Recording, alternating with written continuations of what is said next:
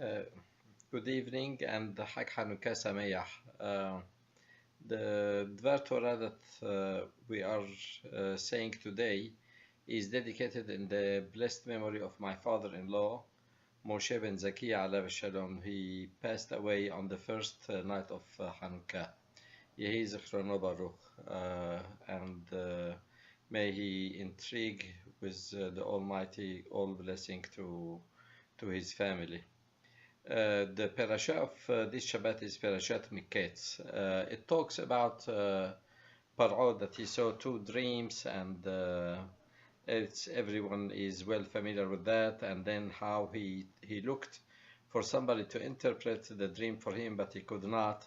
And then he heard about Yosef, who was in a dungeon for 12 years. He got him out. And Yosef gave him interpretation that satisfied Paro, and also Yosef gave him an action plan on how to go around the problem that he's facing. Basically, Yosef told him that Egypt, and in fact in the entire Middle East, is gonna experience 7 years of bountiness and plentifulness, but it's going to be followed by 7 years of famine, and the famine is going to be so severe that any effect of the plentifulness is going to be forgotten, and it's going to be terrible. So Yosef told him what to do. He told him that he's going to divide the land into different areas, and he's going to establish silos to store the grains and etc. And Paro loved the idea, and he said, is there anyone more intelligent and wise than this man? And he made him his viceroy. And then he gave him a senate, but Potiphera as a wife, and then the rest of the story is how indeed the interpretation of his dream came true, and there was plentifulness for 7 years, and then there was a famine, and Yosef brothers came to Egypt to buy food, and it is rather emotional parasha. Myself, every time I read it, I get really emotional to tears. Parashat Mikeitz and Parashat Vayigash that we are going to read next Shabbat, the following Shabbat. So when Yosef married Asenat, he had 2 children. The first one, he called him Menashe, and because the Pasuk said, Ki nishani Elohim et kol amali ve'et kol bet abiz, that Hashem helped me to forget all my travails and my hard time of the past, and also he made me forget my family. And he had a second child. His name is Ephraim. Ki Ephraim Elohim be'eretz ani, that Hashem made me grow in the land that I am poor in it. But here we can tell that did really Yosef forget his family and his difficulty that he faced? No, especially he didn't forget his family at all, because we see in the few passages that they are coming up that on every occasion he asks about his father, Ha'od Abi Hai, how is he doing? Is he in good health? Shalom lo. And we can see also when he saw Benjamin towards the end of the story, how every occasion he's apparently a very emotional person. He turns his face and he cries. So he has significant affection and love for his family. So anything could be, it can't. Furthermore, when somebody calls his own son that he made me forget, this is a vehicle that he will remember both his travail and his family. regarding Ephraim, Be'eretz Oni, in the land of my poverty, we need to remember that when he had the children, he was already the viceroy of the biggest empire in the history of that time.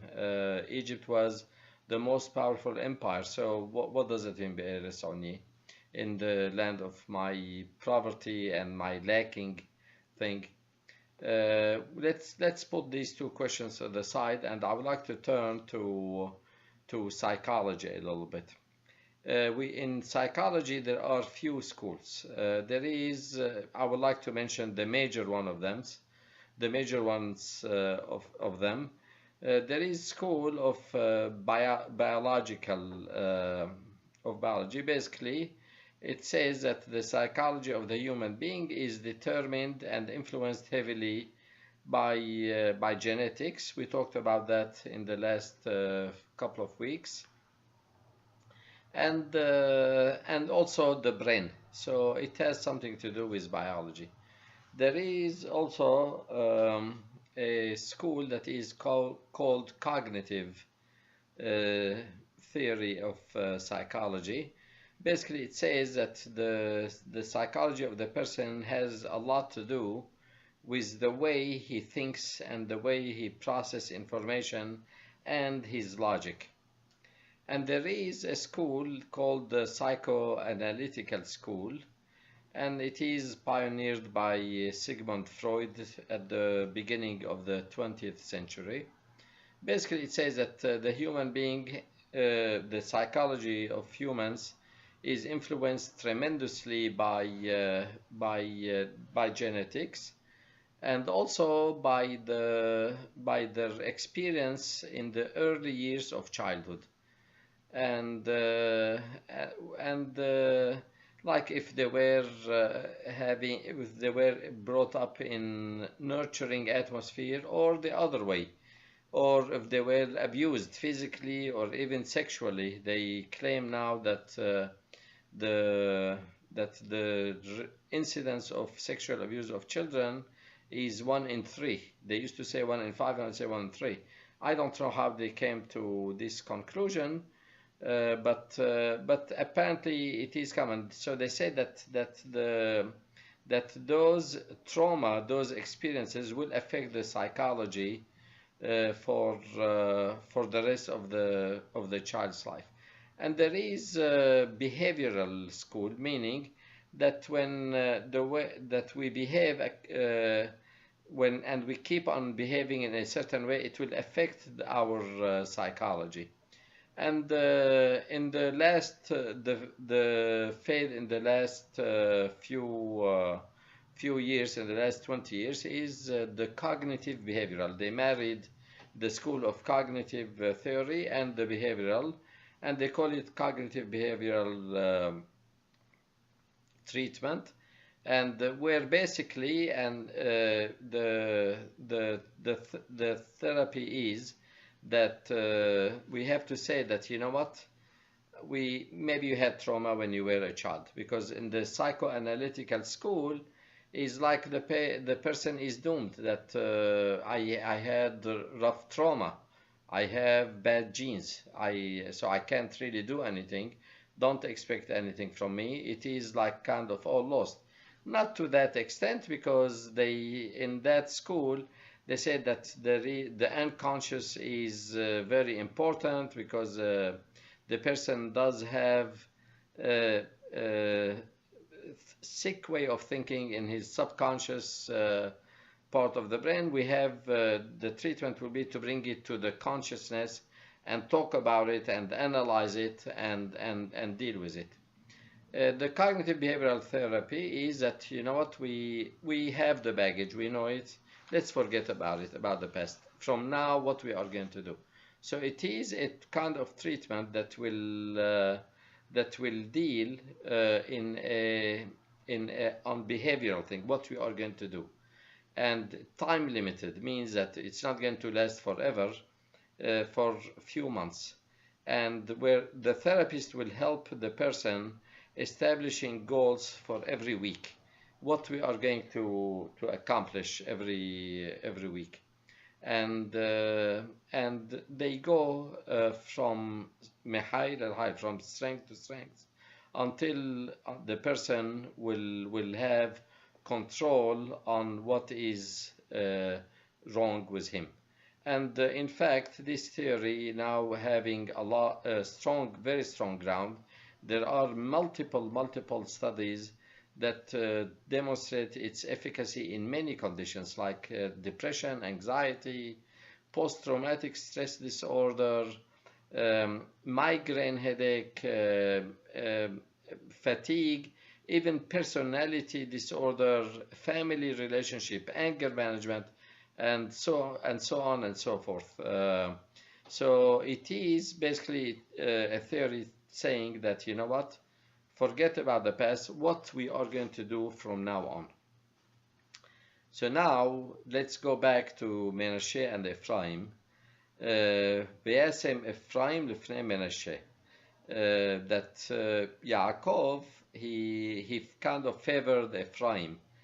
And I believe he's giving us a hint that Ephraim, that he represents growth even in atmosphere of poverty, is adif, is more advantageous than looking and sticking to the past. This has tremendous spiritual application as well as everyday application.